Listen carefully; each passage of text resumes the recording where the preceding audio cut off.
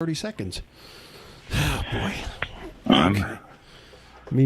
Oh, well, Test, one, two. hook up fast. It always does now. Yeah, it's I need to flick over to these guys' website, too, so I can... Your show will go live in 5 seconds. 4, I am right on 3, the money. Huh. 2, 1. Oh, I didn't do the countdown. Yeah. It won't be. Blog Talk Radio. Serial. There we go. Hopefully. Yeah, got the right one. This is All About Wine, the talk show dedicated to the wine industry since 2009. Featuring winemaker, cellar master, vineyardist, and tasting expert, Ron. Basically, what we're trying to do on this program is just trying to educate people and trying to make wine less confusing and more friendly. From coast to coast and around the world. You know, we really have had some neat people on the program. I love that. Post your questions and comments during the live show on our Facebook page at www.facebook.com/allaboutwinebtr. Again, that's www.facebook.com/allaboutwinebtr. And now, All About Wine is on. All About Wine. Here's Ron.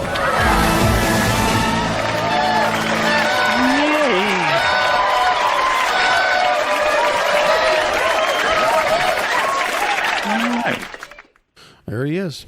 There is. And here we are. There we are. Another exciting adventure of All About Wine. Mm-hmm.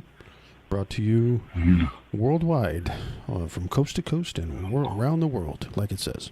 So pay attention. That's right. Get your notepads. Get your notepads So out. pay attention. There will be a test coming up at the end of next week or week after. I forgot. It's a 1,200 question test. We missed our anniversary. Yeah, we did. I don't know what happened. Yeah, we did, and it's a big one. It's 15. It's 15 years, I believe. 2009 to 2024. Yeah, it's a big anniversary. Yeah, and we missed it. You know. Yeah. We're just getting so blasé about having anniversaries because we've done so many of them. We just don't get excited anymore. Yeah. It's a milestone. How many episodes? How many episodes have we done? 779. Oh, that's hours. 676 episodes on Blog Talk Radio. 607? 676 episodes. Oh, 676. Yeah. Oh. That's a wow. Amount. Yeah, definitely. That's a goodly jump there. Wow. We have a couple of calls on hold, probably ready to go. Oh, yeah. Well, we have a guest tonight, Joe and Patrick from Boatique Winery. Not Boutique, but Boatique Winery. And they are sitting in the green room, enjoying all the goodies we have for them in the green room. But let's bring them out onto the show and be sure to swallow your food, guys, so you won't have a mouthful of food from the green room. And welcome to the show. Oh, I think you have Joey too. Yep, I have you here. Both. There he is. Yeah. Hello, Ron. Both. Hi, Patrick. Yeah. Welcome to the show, guys. Thank you. Thanks for having us. Oh, it's our pleasure, believe us. But Boatique, okay, we got to start out with the name. I mean, it's a little unusual. Why Boatique Winery? You want me to field that one, or you want to take it, Patrick? Oh, go ahead. Well, what I tell everyone is basically Bob Mount, the founder of the winery, he bought this estate that was already planted in vines, and he also collected classic wooden boats.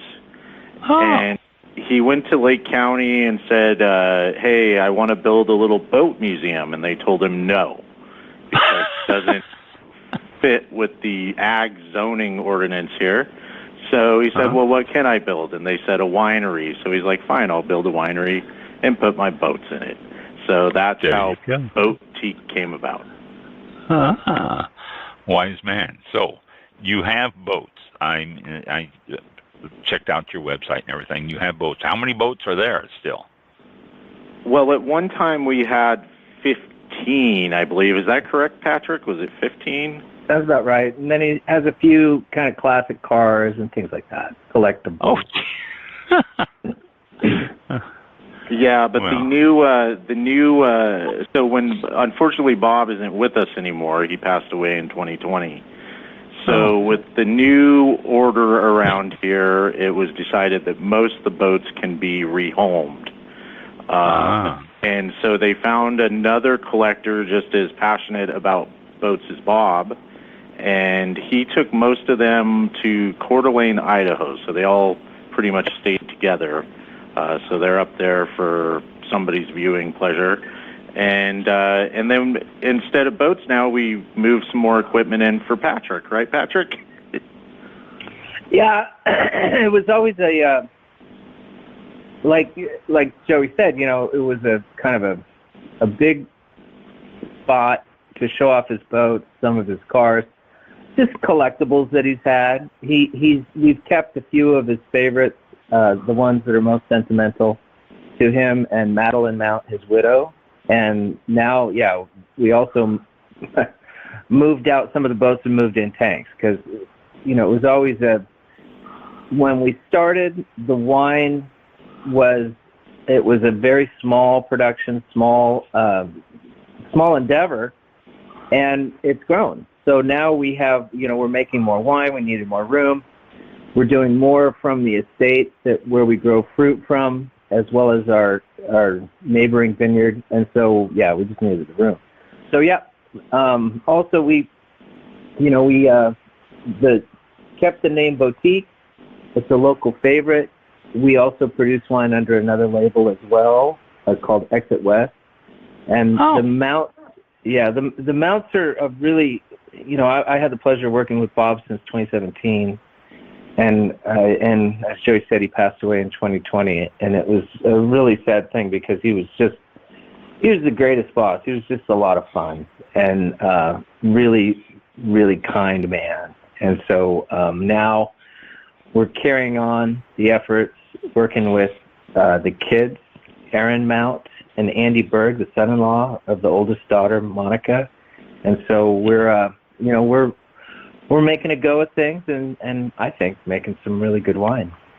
Yeah, you say tank. You don't mean like Sherman or, you know, any of that. You mean like wine tank.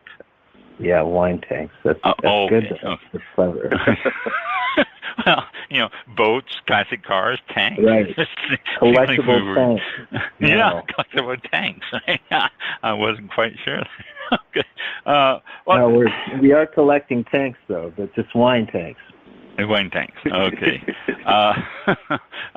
Joy, what is your background? Tell me your history up to here, and I'll ask Patrick next. Okay, so I have been selling wine for, it's 21 years this year. I started here in Lake County back when there were only 4 wineries in the whole region. And took my first tasting room job. A few years after that, I was headhunted for what is now the largest label here and started with them when we were 5,000 cases. We built up to about 100,000, and that goal I ran the tasting room and then tasting rooms, and then I handled a whole region on the North Coast for outside sales, did distributor support, and then I got a lot of gray hair and got out of the business for a while and actually went to work for, I was executive director for the Clear Lake Chamber of Commerce. And then I went to work for the State Board of Equalization, which sounds like tons of fun. But I actually was kind of the liaison for wineries and breweries when they would run into taxation issues with the state. And I got to be kind of the nice tax collector before the auditors came in. And then the pandemic took me another direction. I've owned my own energy consulting company. And then I went to work for tribal government. I've worked for a city government. And then about a year and a half ago, I circled back around and decided that's all too serious. And I got back into selling wine over in Mendocino County. and then saw this opportunity at Boatique to run the tasting room and help them out. So I came on here about 6 months ago. Oh, wow. You had quite a history in the wine industry then, it seems. Your training, your knowledge of wine, is that school trained or just being around it? Just being around it. I actually did, once I got into the business, took some courses here with Mendocino College, but I just kind of always had a knack for sales and business, and never got a formal degree, but I have put in a lot of time at learning all the aspects of the business, and especially when we were all kind of startups here in Lake County back in those days. Yeah, so many people are not formally trained. They're just, jump into the pond with both feet and just learn from there. That's actually, that's how I learned too. So Patrick, tell us about your history up to this point. So I was born and raised in Sonoma County, and I grew up kind of in wine country, although it wasn't so much wine country back then. It was more cattle country than wine country. But I got an undergraduate degree at UC Berkeley studying molecular cell biology, and worked as a researcher for a few years in the biotech industry. Didn't really love it, and I have an older brother that's a winemaker in Sonoma County, and I kind of caught the bug from him, so to speak. So as I learned about wine from him, I realized that I didn't really like what I was doing so much and staring at the seasons go by through a lab window. And I decided, and I miss Sonoma County and that area up here so much. And so I thought, well, I really like wine. I think I can make a career of it. So I went back to school, got my master's degree in enology from CSU Fresno State. And then when you say, you learn it by jumping in, that's what you do, I think, because I think so. Getting a degree is great. It's very helpful. Having a degree in science is very helpful to understand the background and the underlying features of chemistry, biology, etc. But it's like getting a cooking degree. It means you know something about cooking. It doesn't mean you can cook. That's very true. Yeah. So I worked my way from the cellar and all the way up. Started in the cellar at Peter Michael Winery, and then worked as enologist at Rudd for David Ramey, and then as his predecessor Charles Thomas, and then I left and went to Lewis Cellars, worked for Randy Lewis for a few years, and then this was all in Napa. I got I was living in Sonoma and finally moved back home for a shorter commute and worked for Paul Hobbs for several years, and then Rudd decided to hire me back as head winemaker. I was there for 6 years as head winemaker, and I've had other head winemaking jobs at Spring Mountain, and then been consulting since 2014, so about 10 years now. And I make wine under my own label that I own. I didn't start the brand, but I purchased it. It was from a friend of mine who grows grapes in Bennett Valley, and that's where that's where I grew up, and that's where my folks still live. They have a little vineyard. And I make wine under the Gray Stack label, that's mine. And then I work for a few other people making wine, and Boatique is also a client of mine, and I manage the vineyards as well as make their wine. So it's a big job up there, but it's a lot of fun. It sounds like you put when you jumped in with both feet, you just sort of sunk right up to your neck. It's quite emerged in the business. Excuse me, Boatique Winery. That you told us how they've got its start up to now. The winery itself, how many vineyards how many acres do you guys manage and take care of?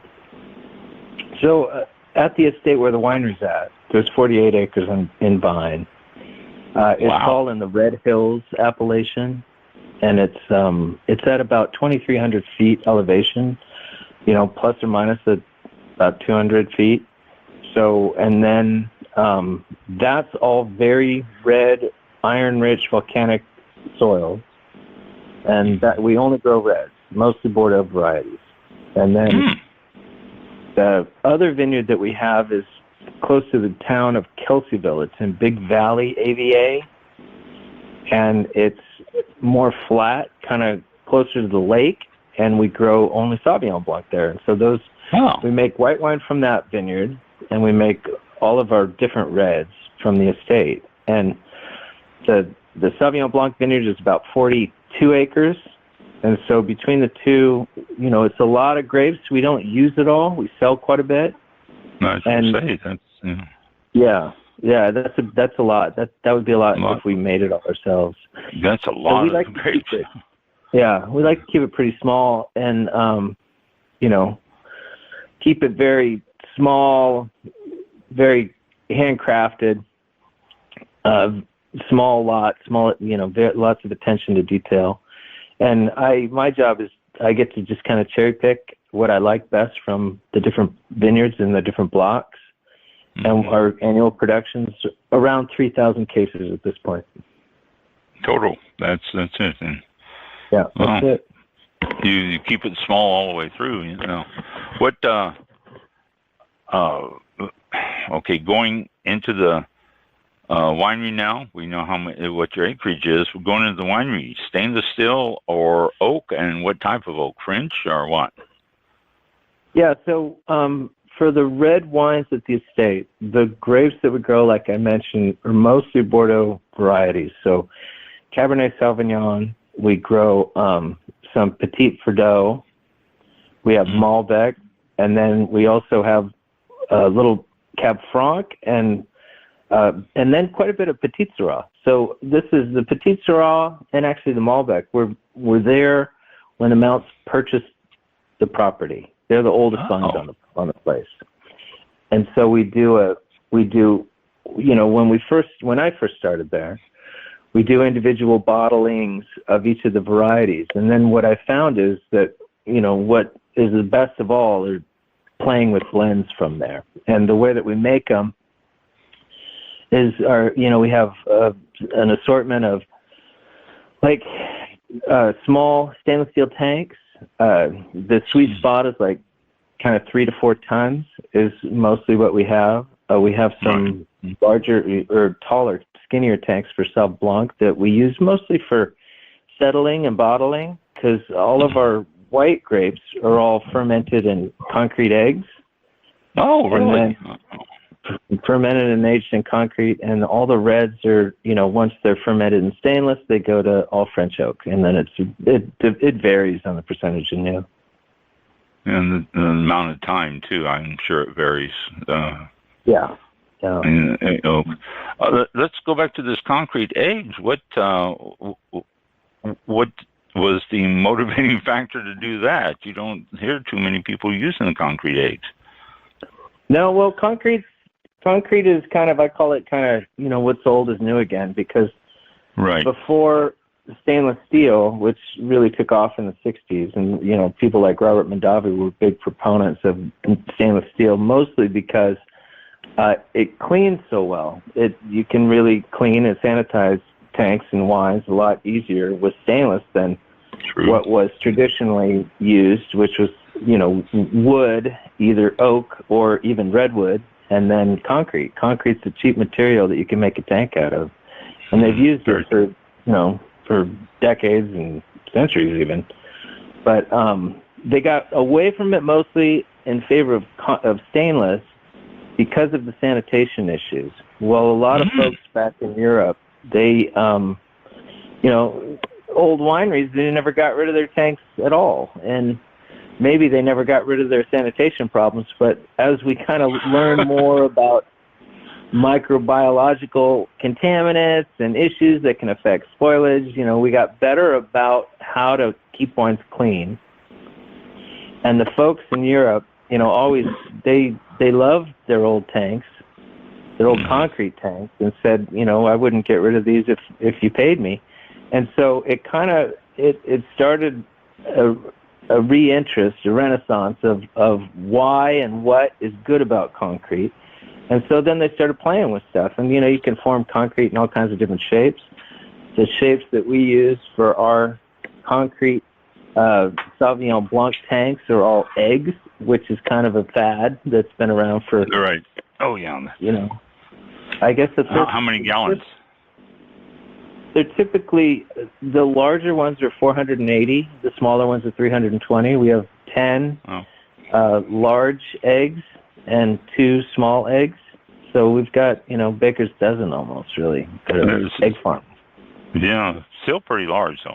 It's not like a little small tank. When you start looking at those sizes, it's fairly large eggs there.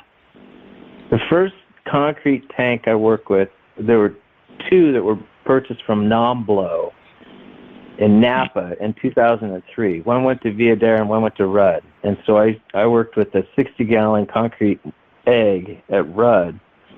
And, it was kind of a question of, well, why bother? What's so special about it? What's different than a stainless or wood? And those are the options, really, because you can have a stainless tank, you can have a stainless barrel, you can have a wooden barrel, all the different sizes, or concrete, same thing. So, or they're getting into some terracotta now, though, so that's a possibility in some places.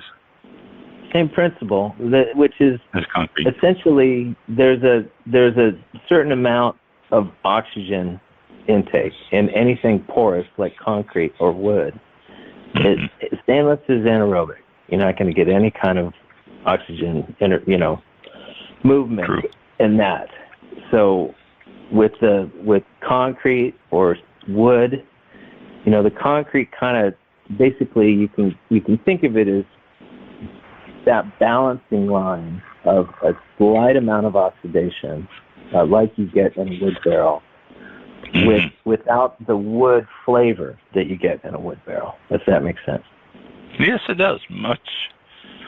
And it's interesting, too, that you would bring that up, because so many people like the wood, and, keeping the pure grape flavors in there would be really quite interesting, I think.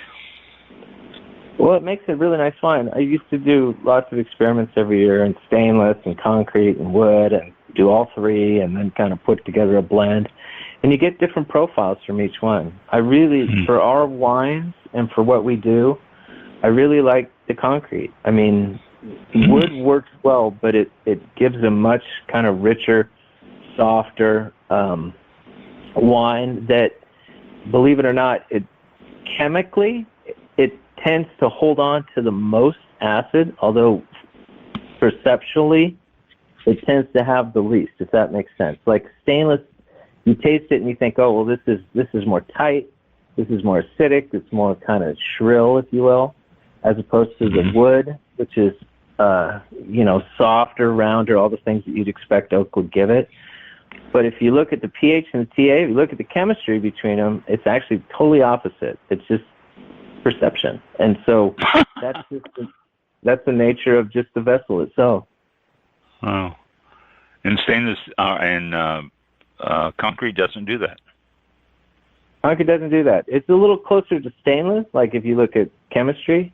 But it's as far as like what it does, from a flavor profile, it does soften a little. But it also it allows certain, I think, certainly you can run analysis to prove it, but it allows certain esters and aromatics to form, which you get from a slight amount of oxygen, which just allows a really developed, beautiful, expressive nose. Well, I'm going to have to start seeking out some concrete fermented wines to see the difference in them. It's not something, and which leads me to the next question. Do you have it on your label, aged in concrete, or is it just something that people don't talk about? No, I mean, it's not. We brag about it to you, and only in radio shows, and things like that. But no, we don't. I guess we don't make a big enough deal about it. But it's what we only. Everything is fermented in concrete. All of our solvents.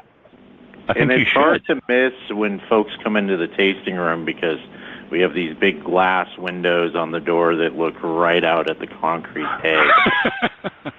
So they definitely are a center of conversation to all our guests. And then Patrick's not aware that we've decorated the concrete eggs today for our Easter event on Saturday. So they're looking very festive at the moment. That's wonderful. I'm so glad you did that. When I first started working with concrete eggs, I used to say we should decorate these for Easter, and I never did. And my assistant winemaker, Rebecca Weinberg, who's now the winemaker at Quintessa, she does an Easter egg decoration contest every year with her eggs. She has eggs too. And I was so jealous of that because I thought that's such a great idea. And people have a lot of fun with it. Yeah, well, there you go. You're going to have festive eggs there tomorrow, or for your Sunday event. Then that's great. Again on this egg, people that come into the tasting room obviously are interested and curious about the concrete, and it gives you a chance to start promoting that and talking about that. But why not on the label? Aged in concrete. I mean, that's all it would take just to create a little buzz out there. Yeah, it's something we can think about for sure. Yeah. I mean, a lot of people use concrete now, but it's still quite novel, and I think, like I mentioned at first, it started as a fad, especially the egg, because it's an egg-shaped, and that was originally developed by this guy Marc Numblot, whose family in Burgundy had been making concrete vessels, tanks, and they're mostly think of like a big crypt, right? Like a big square concrete tank, and not necessarily even round, just concrete, just square. I mean, because that's the simplest way to form it. And a friend of his at Chapoutier said, "Can you do one in an egg shape?" And the whole idea was, well, it's this interesting ratio, height to width. It's the Fibonacci sequence, kind of golden ratio, all this stuff. And wouldn't that be interesting to try? And then it caught on. And because concrete is easy to form, that shape caught on. And now there's producers in Italy, and there's one here locally in Petaluma called Sonoma Cast Stone that have been making concrete now for 20 years, and that's where we got all of ours. And they're the best that I've worked with, because those have the ability, they have coils inside them that allows you to heat and cool the egg, which isn't, yeah, which is kind of it's important for white wine fermenting if you want to ferment at a cooler temperature. Right. And so it's nice to be able to set it and keep it where you want.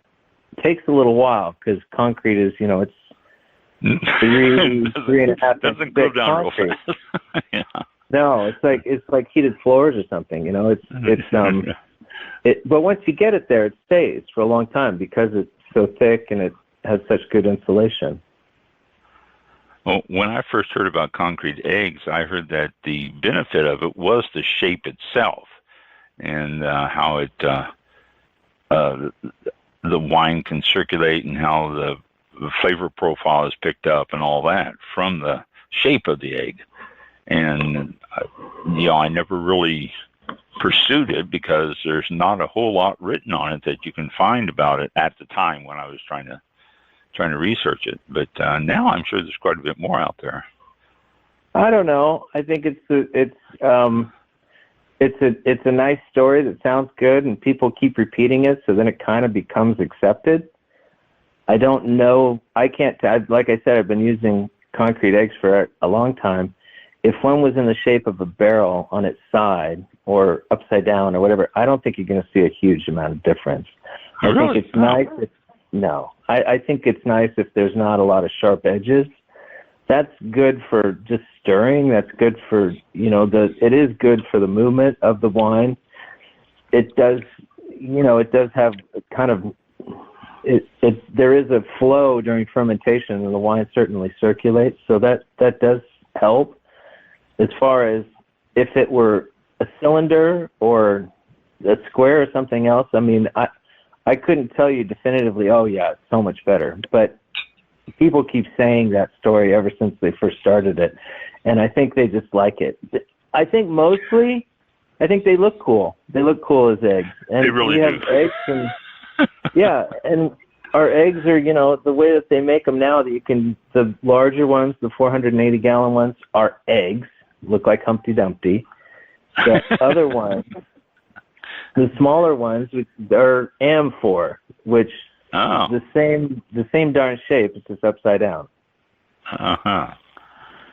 So I really think you should promote that. That's something that, that they're aged in eggs, because it's like any other type of specialty in wine.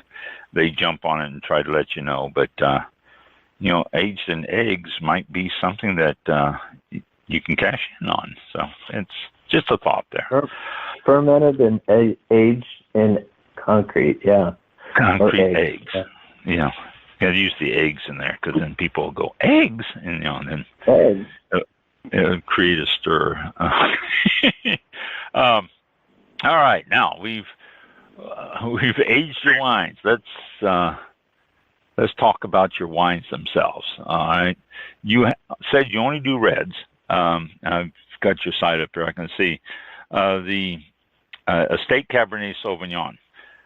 That is aged in oak for how long?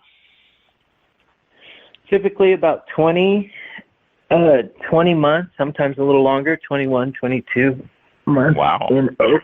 And it's aged in all French oak, different coopers. There's kind of a short list of favorite coopers that I've used forever. And I ferment everything. For reds, all the fermentations are done with native yeast. It's all native malolactic fermentation. Oh, so it's, there's never, we don't really, I add very little nutrients. Almost nothing if I don't have to. And we ferment in those stainless tanks I mentioned, 3 to 4 tons typically. We bring it in cold, destem it, put it in the tank, keep it cold for we do a long cold soak, at least 5 days. And then to start the fermentation, mostly I just take the cooling off, start heating it up. Wow. And then the yeast start doing their work, and then it's, go, punch down, pump over, and get the wine made. That's what you do with all of your reds then? I mean, is that basic formula for all the reds? Yeah, pretty much. I mean, depending on what I'm trying to get from the wine or the varietal, sometimes I'll use more of whole cluster if I'm doing something like a fruity or white, like a Pinot Noir or Syrah or Grenache or something. For Cabernet, Cab Franc, sometimes whole cluster is kind of nice on Cabernet Franc. And for Cabernet Sauvignon, it's mostly just destemmed. And yeah, I do a cold soak on pretty much all the reds, unless I want something a little lighter, a little less tannic. Then I might do a much shorter fermentation cycle, where you just keep it on the skins less time, and don't extract so much from it. The cold soak, what is the advantage or the profile that's going to give it? In general, what a cold soak does is there's on the skins, so we're talking red wine from red grapes. So all the skins go in the tank with the juice, as opposed to white wines where you press all the grapes, get the juice removed from the skins, and then ferment the juice separately. So that's what we do for our Sauv Blanc. For our reds, all the skins go in with it. So it's a big, must of skins and juice and seeds and you name it. And so when you keep it really cold, the extraction that you get from that must is you can extract more of the anthocyanins that are on the skin pigment, which are the color compounds, as opposed to catechins, which almost look the same. It just doesn't have a glucose molecule attached to it, which are the tannins. Now, you get a lot more tannins from the seeds than the skins, but you can get anthocyanins from the skins and some tannins, catechin from the skins, and that dissolves it better in an aqueous environment than an alcoholic environment. Once you start having alcohol is a great solvent. It'll start extracting more of that catechin. You're going to get a lot more tannin. So if you want to get more anthocyanin into your wines, do it early when it's not full of alcohol. And the cold will stop the alcohol from forming and stop the fermentation from forming, so therefore you're starting that at the beginning. Oh, okay. So the cold makes sense to me exactly anyway. Right. It's kind of keeping the yeast from fermenting. So it's, the cold is kind of keeping the whole thing in suspended animation. Mm-hmm. Oh, very good. That makes sense to me. That's interesting. Excuse me. Malbec, same thing. How long is that aged in oak? About the same time. Like we do we bottle most of our reds after, about the same time, because a lot of them are blended. So we'll blend, like we do some blends.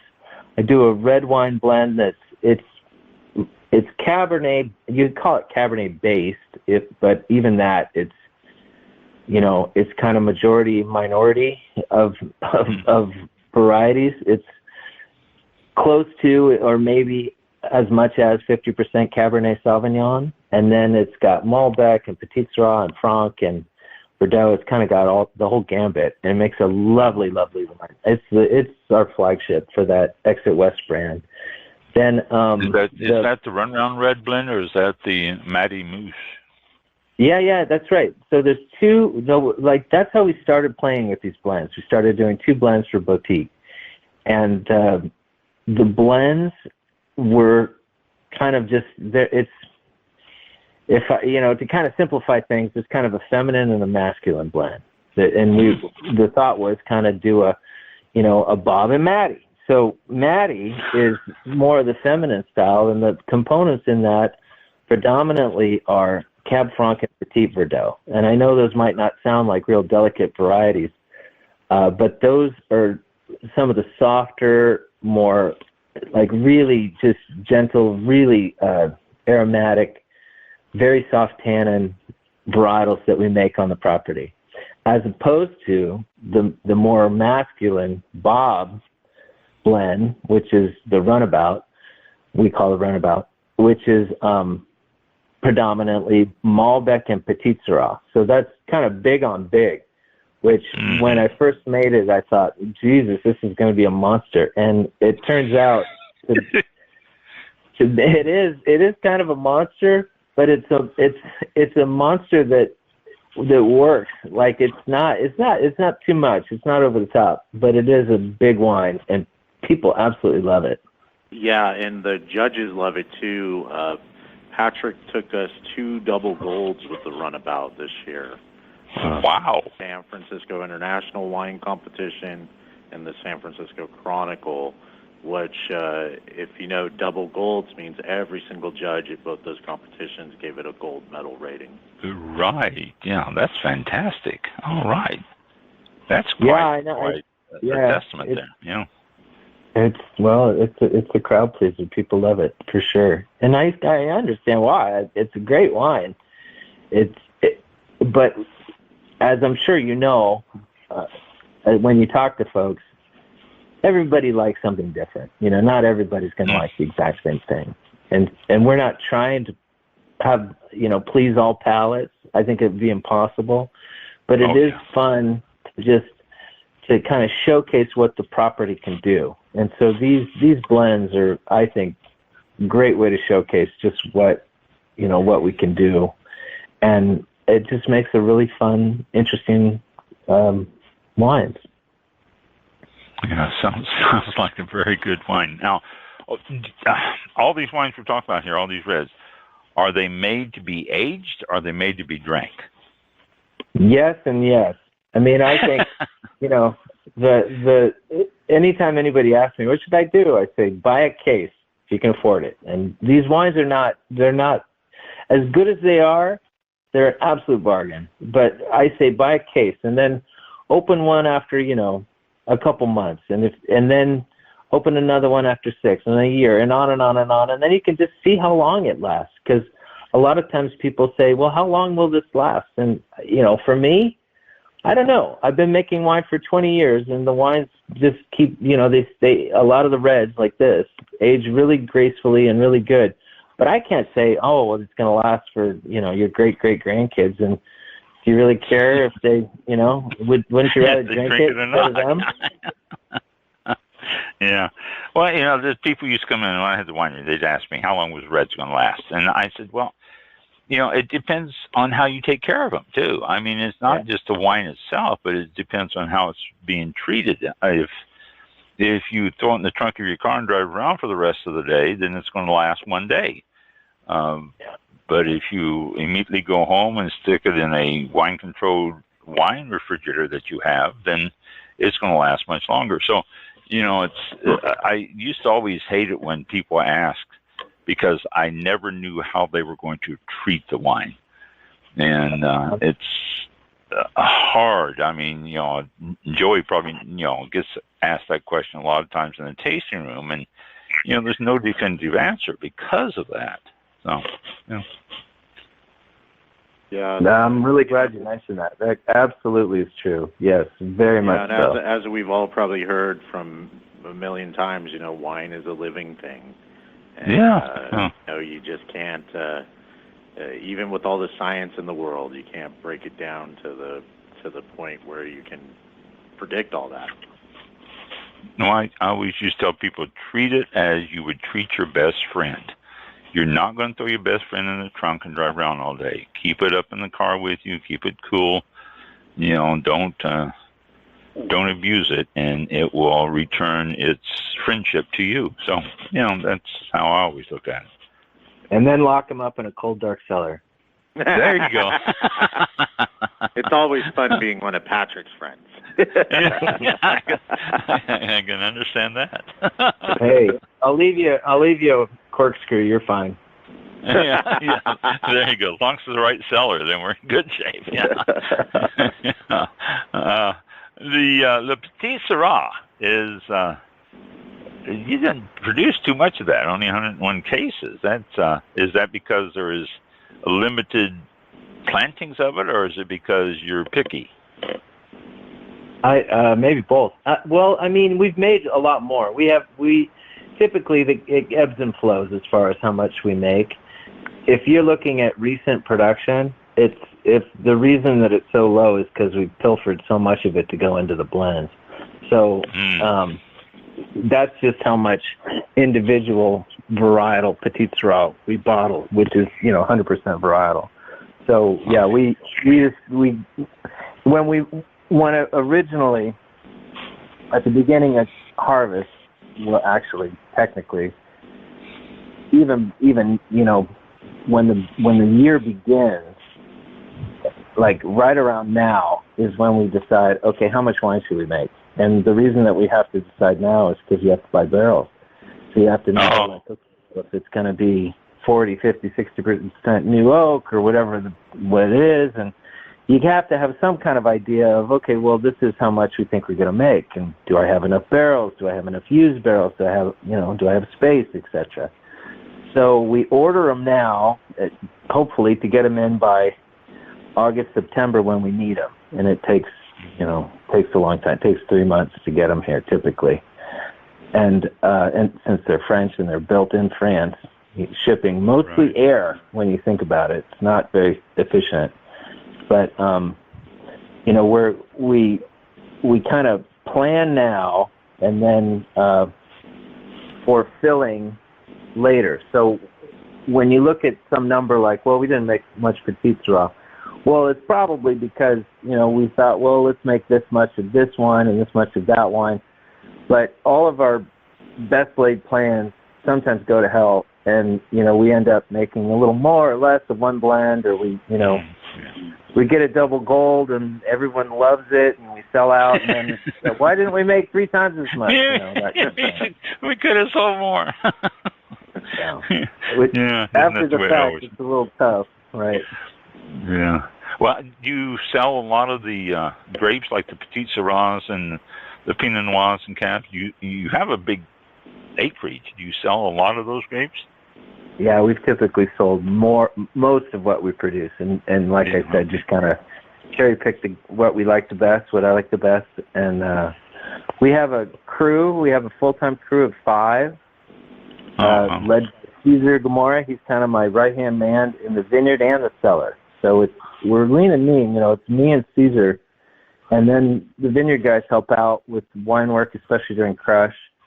But we've got 5 guys in the vineyards, and they do everything. And when we need it, we bring in, a little labor contract help when we need to do big jobs where, pruning, suckering, and harvest. Our guys couldn't possibly harvest everything for everyone and do the crushing with me. Yeah. So that's kind of how we run it. The Sauvignon Blanc you told us about, your rosé. Why rosé? And why rosé of Malbec instead of something else? Well, what else? Cab, Pinot Noir. Oh, I don't know. Well, we don't grow Pinot Noir, and Cabernet. Cabernet Sauvignon rosé is. I think it gets too tannic. It's just not my cup of tea. Malbec rosé, you can make a really nice rosé out of Malbec. You just have to be careful because Malbec has so much color that you have to be careful not to get too dark. And we make it as a straight rosé. We pick it and press it and put it in those concrete eggs. And when we press it, I just have to be really careful to press it very gently. So it ends up our yields are kind of crappy, but that's the best way to make it. Not have too much. Have it, start to resemble a red wine. You don't want that. You can't call it rosé then. Yeah, and Ron, if you could have tasted it before you asked that question, you wouldn't ask why, because I tell you, our Malbec rosé is a hit. Everybody loves it. And I had personally, I don't think I've ever had a Lake County Malbec in a rosé. And I can tell you, Patrick, don't think I've ever had a rosé in a Malbec anywhere. Yeah, it's not. I think in France, like in kind of Languedoc and Southern Rhone, Malbec's used a little bit for rosé. It's not real popular. I mean, not as popular as kind of Gamay or Pinot or some of the others. But, the grape, it's tough though because we're hot. I don't think we're not going to grow Pinot, and I mean, it's. I think for what we do, I think it works really nicely. But yeah, it's one of the things where we wanted to make it, and people always asked about it, and we thought, well, let's give it a shot, and it works. Huh, it's this.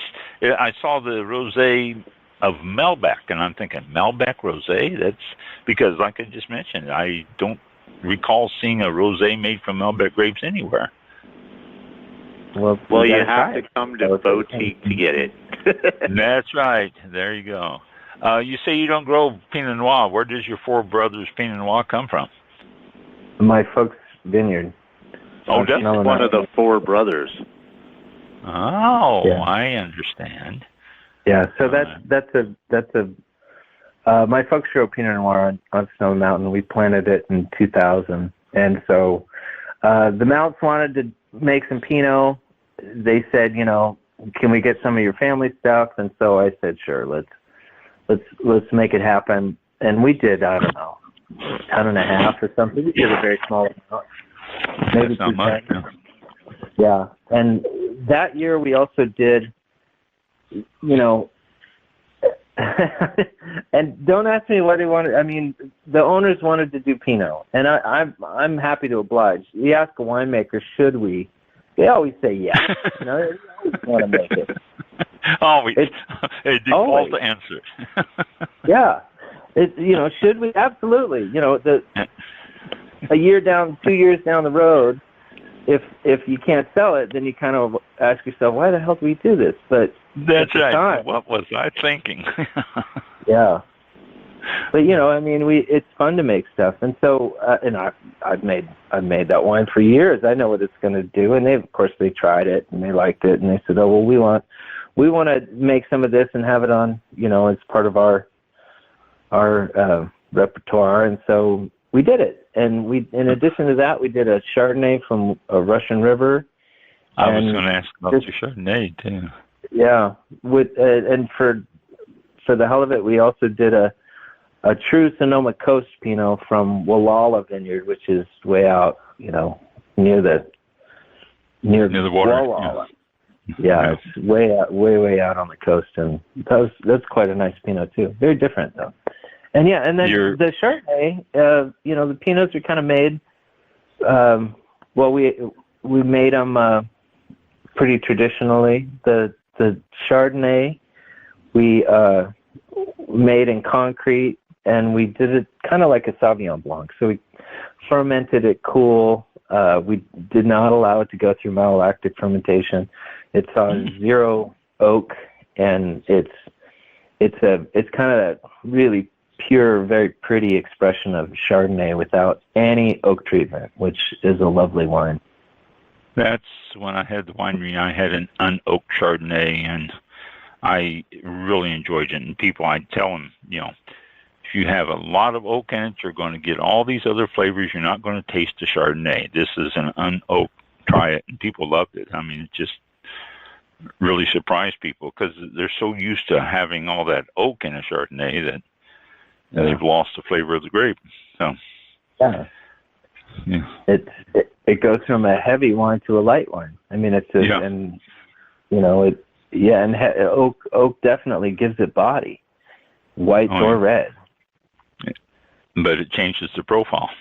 I mean, it really makes a big difference. I tell people a lot of times too, I like a big, heavy, oaky Chardonnay, and I said, well, I've always looked at a big, heavy, oaky Chardonnay as the winemaker saying, I got some flaws in this. Let me over-oak it to cover it up.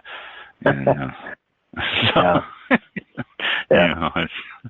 it's one way to look at it. Sure. The AVA you're in, what is the AVA? So for the estate, it's Red Hills AVA, and for the Sauv Blanc, it's Big Valley. And those are sub-AVAs of Sonoma? Or Lake County? Yes. Yeah, there's about a dozen sub-AVAs now in Lake County. That many? Wow. Yeah, and Red Hills, our Sauvignon Blanc comes from Big Valley. There's High Valley. There's the Clear Lake AVA that's kind of rides the shoreline. There's the Gwinnett Valley. Let's see, what am I missing? The Kelseyville Bench, the Upper Lake Valley. Long Valley is our newest one. Benmore Valley is an old one going towards Mendocino County. So, yeah, there's quite a few of them now. And the Red Hills, where the estate is really kind of the spillway for the Mount Konocti eruption. So, hence the red volcanic soils.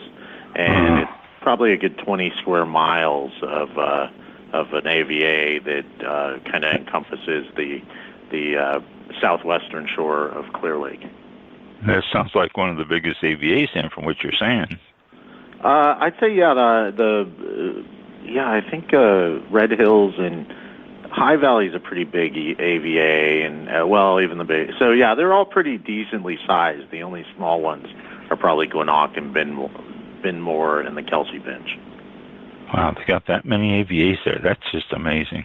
I lived in California back in the 70s, and I used to spend a lot of time Napa, Sonoma, Mendocino, Lake County, all that area up there. In fact, I loved the northern counties more than Napa, because at the time Napa was starting to become a little bit more commercialized, and the northern counties were pure. But like you said at the beginning, there was very few wineries there at the time. Yeah, and a lot of people don't know, like Kendall Jackson started in Lake County, and now they have 3% of the world's or at least the United States market now. And when I started a little over 20 years ago, there were 4 wineries existing here. There was already about 8,000 acres of vineyards here because there were a lot of growers, and everything was being sold over the hill to Napa and Sonoma. Now, we have, I believe there's about 50 bonded wineries in Lake County. Oh, my gosh. Not all of them are open to the public, but, about half of them have at least seasonal tasting. And, it's a whole different world than it was back then. And then the other thing to note is that we are pretty high altitude. The lake is the lowest point in the county, and it's at about 1,300 feet. We're up here on our estate at about 2,300. Oh, wow. Do you get influence only from the lake, or you get any from the ocean? Not so much from the ocean, and I'm sure, Patrick, you agree with that, where the Mayacamas on this side are pretty steep, pretty high, so not too much of that marine influence here. But the lake is so big, it acts like a giant swamp cooler during the growing season.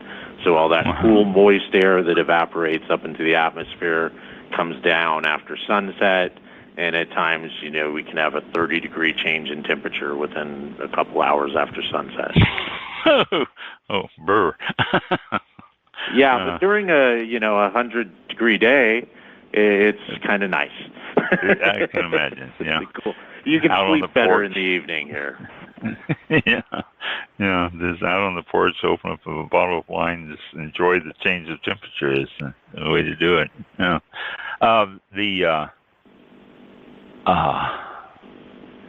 Okay, Davey.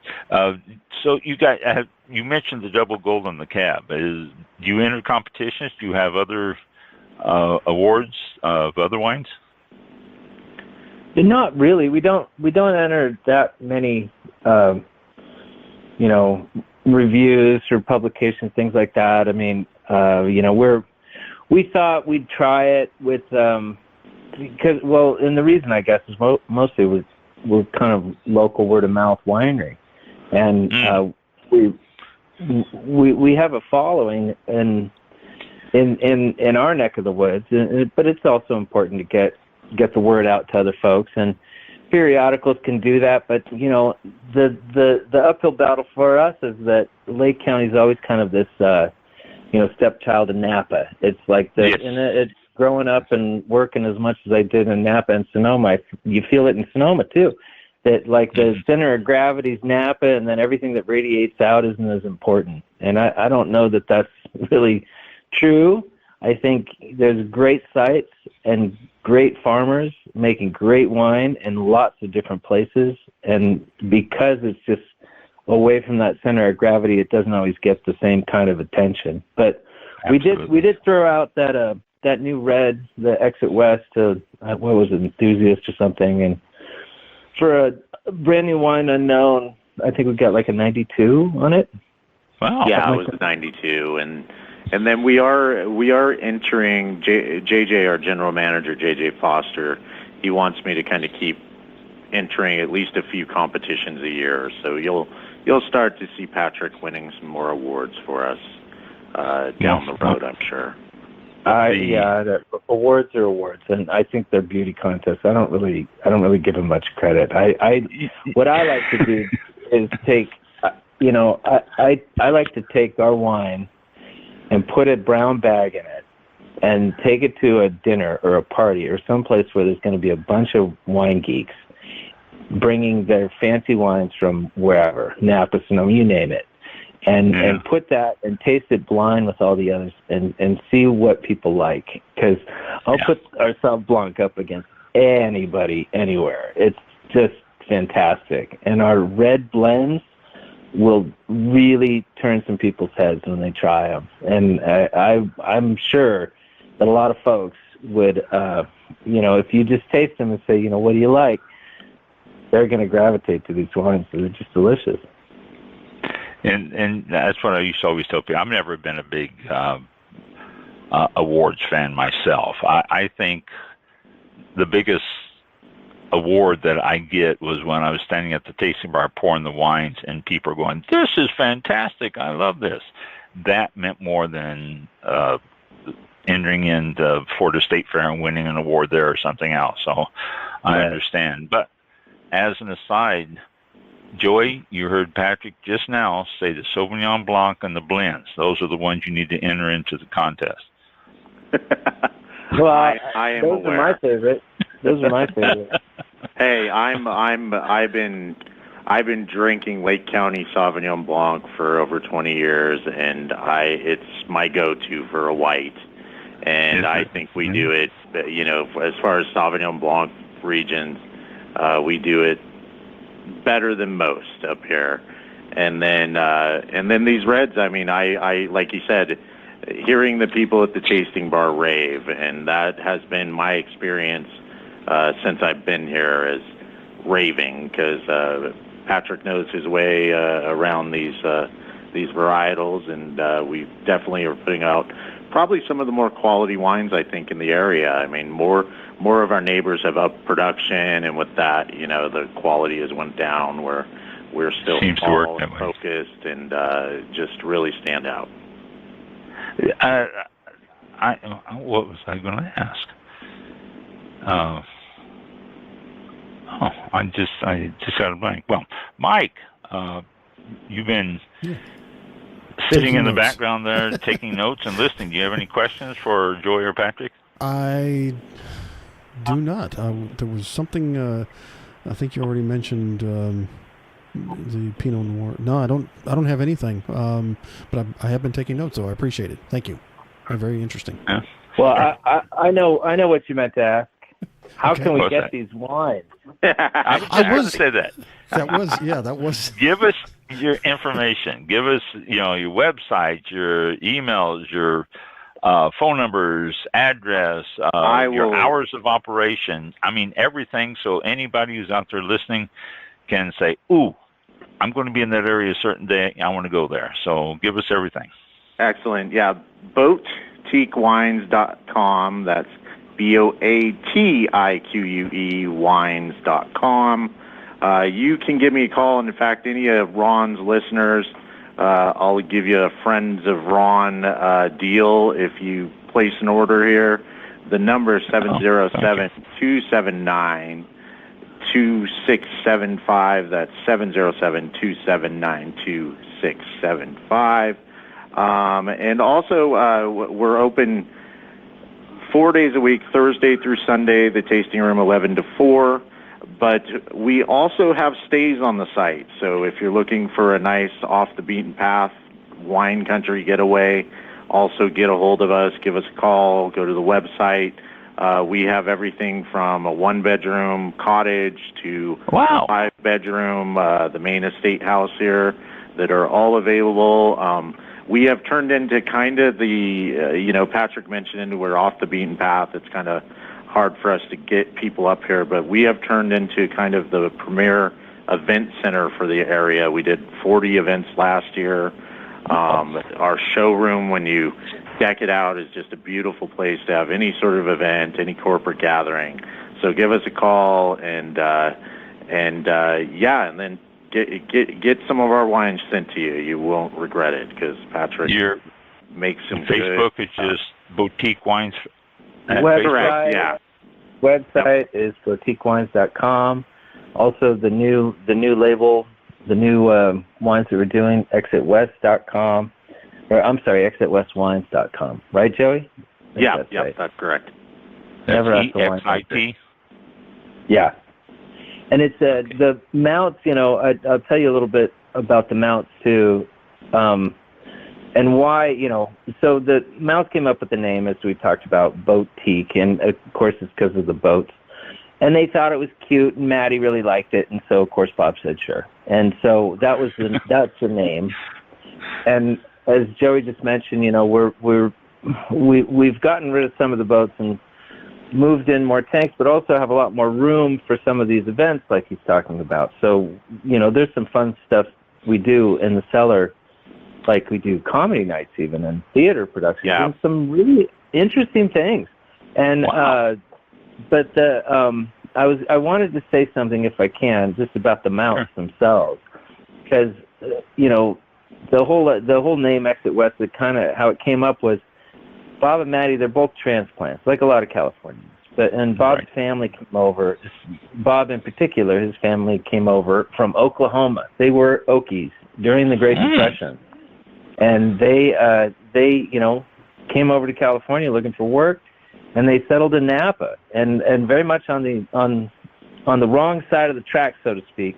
At least on the wrong side, as opposed to Maddie's family, who her dad was the one of only 2 physicians in town, and Bob was, grew up very poor, but he excelled in high school. In fact, they both went to Napa High.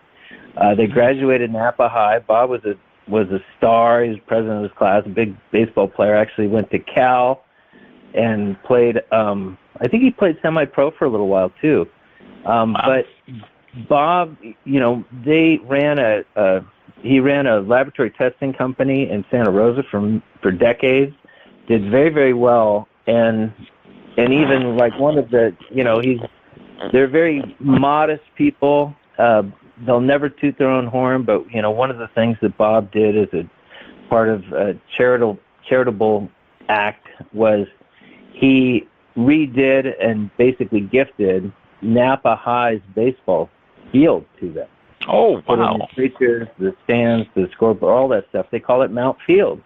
So, there's a lot of people that, get rich and they decide, what am I going to do to retire? And they want to start a winery. They go take all their sack of cash and plant it in Napa. And they have no roots in Napa. They're not from Napa. That's what they do, because that's what people do. And the Mounts, especially Bob, maybe because of how he grew up, but he always rooted for the underdog. And so, when Bob could have easily decided, well, I'm going to plant my stake in Napa, and had more credence and kind of, more roots than most anybody, most of the wineries in Napa. But he decided, I don't want to do that. I want to root for the underdog. And so he went to Lake County. And, when they grew up in Napa, like if you grew up in the North Coast, Clear Lake used to be a big destination, still is, for recreation. Right. And when he grew up in Napa, that was a big deal about going to the lake back when he was young. And so that's when he found this property in Lake County. He decided, that's what I want to do, a place for his boats, of course, but then also to start a little winery and try to make something really, really special that would really turn people's heads. And so his spirit, that underdog spirit, is what the Exit West label's about, what Boatique's about, and what I'm about, what we're about. We like the idea of trying to make something that totally bats above its weight class, and it just turns people's heads, knocks their socks off at a price that just makes them go, wow, makes them go, this is a hell of a value. And so that's what we're all about.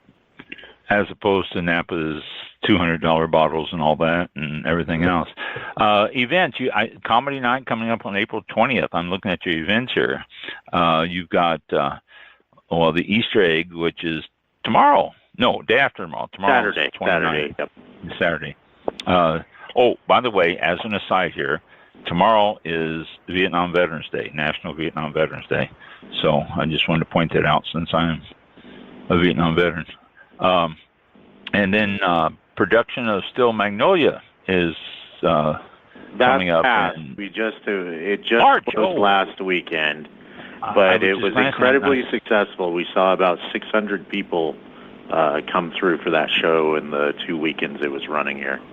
Oh, wow. I looked at the M and I was thinking May, and that's, so everyone missed it. That's what you get, people, for not checking out stuff like this. So but it sounds like we'll be doing another theater production in the future if Patrick so allows us, because I love it. I love it. It's not my way. Yeah. No, once they got everything moved in, it was actually pretty nice in here with a real set. Turning a winery into a theater was kind of cool. That would be fantastic. Yeah. Well, it sounds like you guys got yourselves a great thing going there, and something that's just full of fantastic product and a lot of love for what you're doing and for each other to continue working together like this. So thank you for taking your time to join us, and best of luck with you. When I take my major trip around the country, probably in 3 or 4 years, I will definitely include you as one of my stops. So, yeah, please do, Ron, and thank you so much for having us. Thank you so much, Ron. Such a pleasure. Thank you both. Too. Have yourself a wonderful evening now. All right. Take care, my friend. Bye. All right. Interesting. That was really a lot of fun. The concrete egg, I really think they should promote that more. I know wineries are starting to use it, but it's something that you never know about. And if it's not on the bottle, you don't know if you're tasting the wine coming out of the egg or what. So, I think they should promote it. But that's just my humble opinion. So... there we go. That was fun. That was interesting. Yeah. We have a guest next week, I believe, from... We do. Dear Native Grapes Vineyard Winery. It's in upstate New York. And we'll have Alfie Alcantara, I believe is what you said, on April the 4th. So next Thursday will be that show. Now, let me give a little precursor to that. They are the ones we talked to. I can see his name, and I don't know it.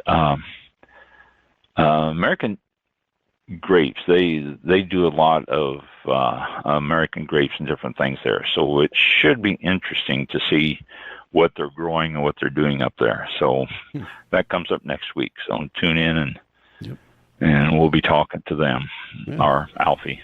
Yeah, 7 p.m. Eastern time, right here on Blog Talk Radio and social media and every place else. So tune in and join us.